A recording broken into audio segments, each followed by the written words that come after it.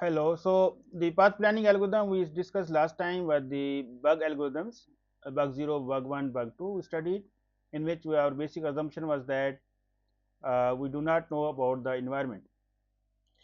The robot is supposed to be equipped with some tactile sensor or touch sensor, or distance measuring sensor, or obstacle avoidance sensor.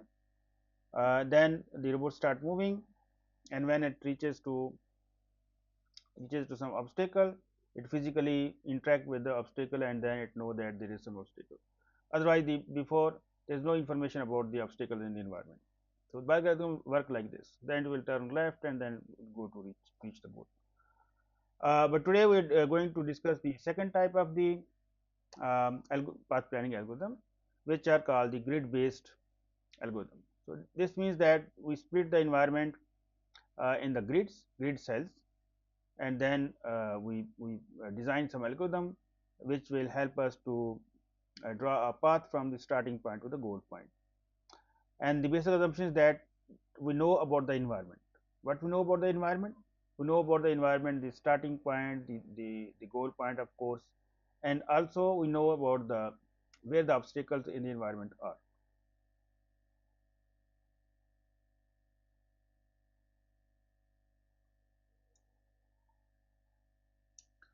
So, for example, we have this environment 10 meter by 10 meter.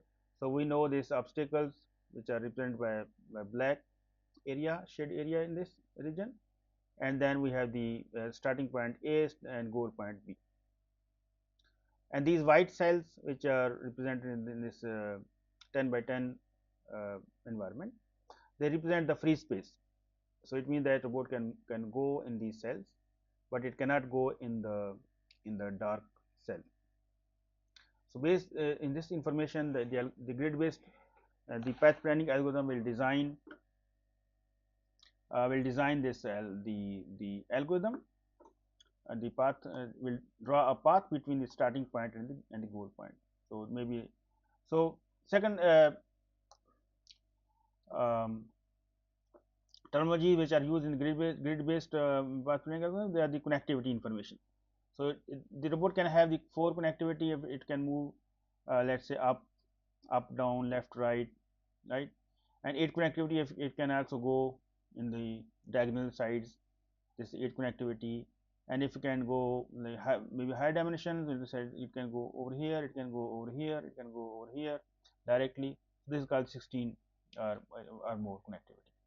So this connectivity information is also provided to the algorithm, and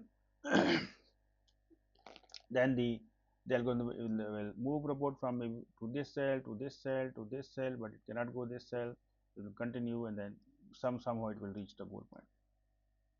So we'll study different types of the grid based path planning algorithms today. So in which let me next slide. So in which the first one is the breadth first search algorithm. It is also called the Grassfire algorithm, because this algorithm start from the let's say the starting node, any starting node with the current location of the robot, and then it will explore its environment in all the directions. And once it will go to the free spaces, it will not go to the occupied spaces, and then it will move slowly in all directions.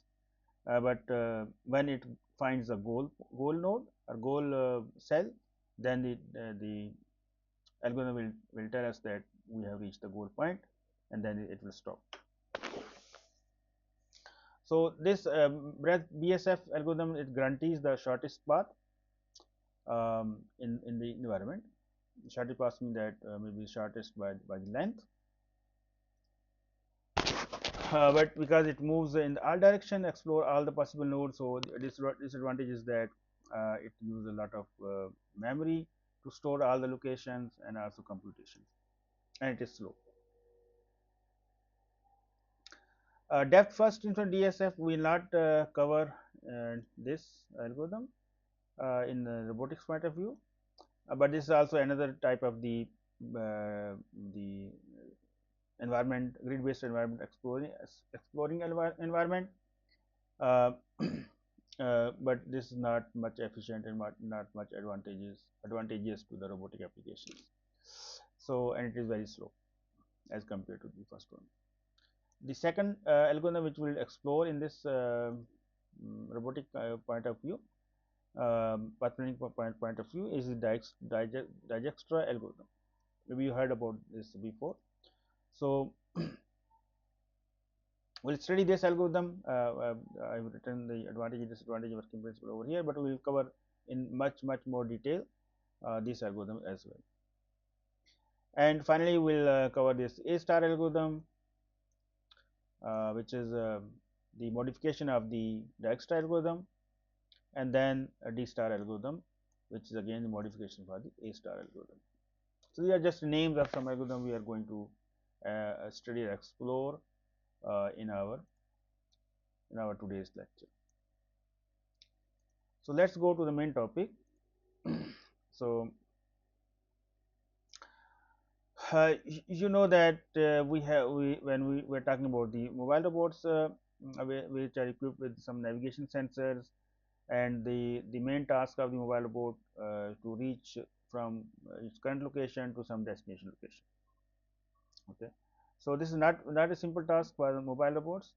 They need a lot of information, a lot of processing, lot of algorithms are running behind the scene. So, for example, they observe their they observe the current state, current location, then do the mapping of the environment is needed, current location is needed, path planning is needed, right. So, we are studying this path planning part today, and some part we covered last time, and then the control motion and the obstacle avoidance. So, this makes like I listed maybe 5-6 major building blocks of a mobile robot, but of course, this is there are much more. So, this is one part of the one module of the mobile robots, that the path planning. So, we have mobile robot has to move in its working environment. That working environment may be may be filled with some obstacles. So, we don't know, right. So, in bug algorithm, which are called bug algorithm, also called the sensor based. Let me take this one. Sensor based path planning algorithm or reactive algorithm, because the bug algorithms they just wander in the environment when they they touch a obstacle physically, then they know that there is obstacle, then they change their path.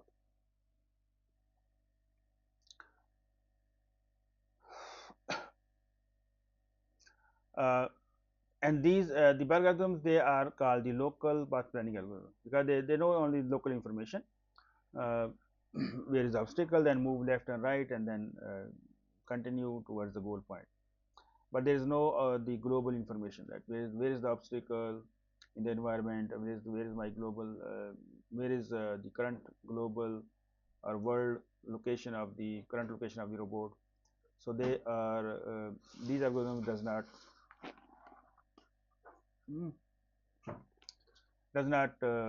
take that information.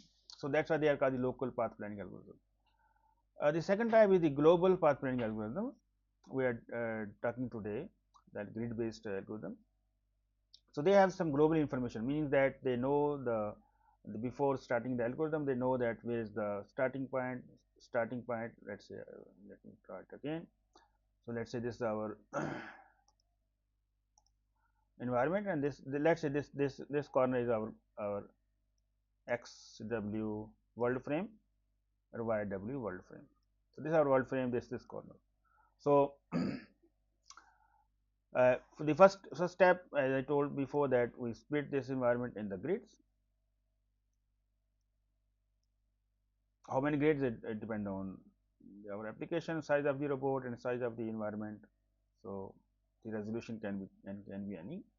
And then let us say this is our starting point, our robot is sitting here. So, that the robot is sitting here. So, this robot knows its current information, where it is. Similarly, let us say the robot has to go to the goal point. So, it knows the global coordinates of this goal point as well. starting point, goal point. And second is that uh, this environment may be filled with some obstacles. So the algorithm knows before that which obstacle, which cells are covered with obstacles, right.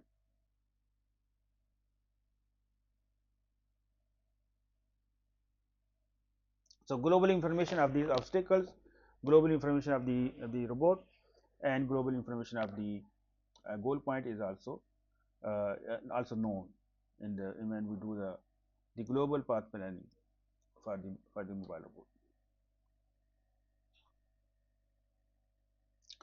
So we can the first concept to before studying the grid based path planning algorithm, we'll study the concept is the concept of the graph. So what is graph, and how we can use this graph theory, graph information, to make a path or explore the environment, and make a path from the starting point to the goal point. So graph theory is extensively studied in the, I think, in the computer science, in mathematics branch of the mathematics, in which the basic uh, idea is that we have some nodes. This is node, and we have some the path between the nodes, connections, links. You can say links or connections.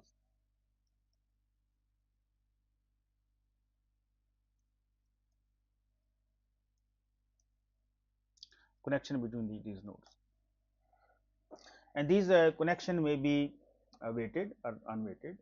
So we can say simply just maybe 1 1 1, or maybe if we talk about the distance, for example, maybe this node 5, node 4 may have 2 kilometer distance, but made, let's say, node 1, node 4 has 3 kilometer distance.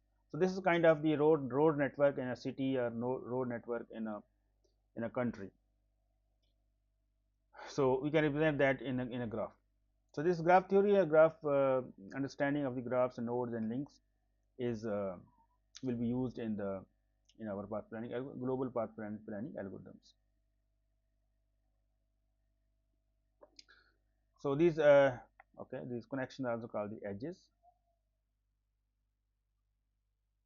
Links, connection, or edges.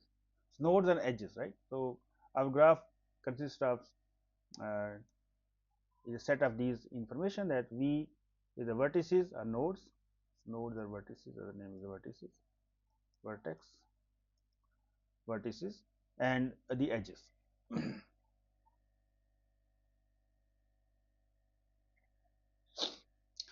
So then we can represent this graph as the data structure, which consists of the vertices and edges, and we can represent our environment in terms of the graph.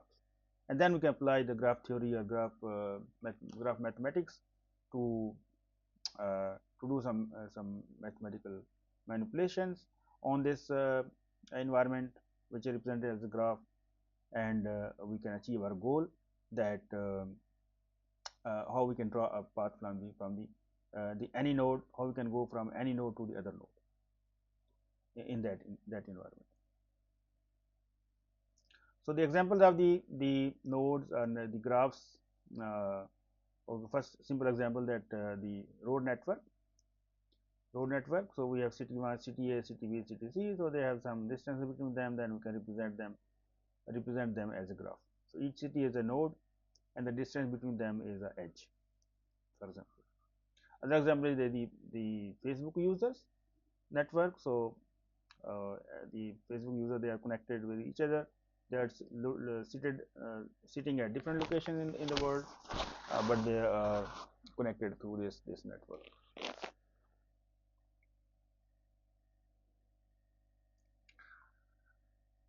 Okay, so let's see.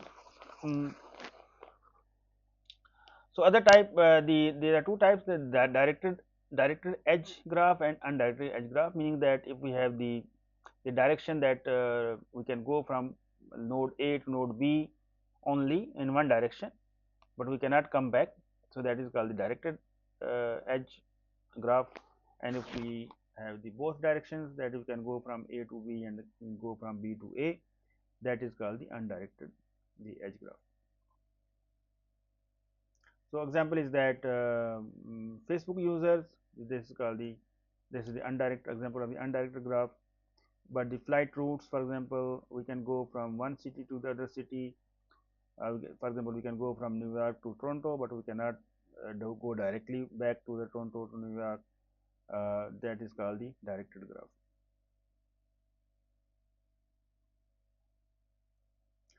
So just I am giving the brief introduction, because this terminology, this information will be used in our grid based algorithms.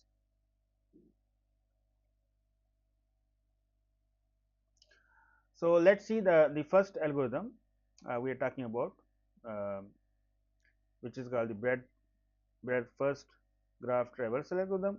So we first see this algorithm how it works, and then later on we use this algorithm to apply in our grid based environment to give that will give us the path from the starting point to the end point.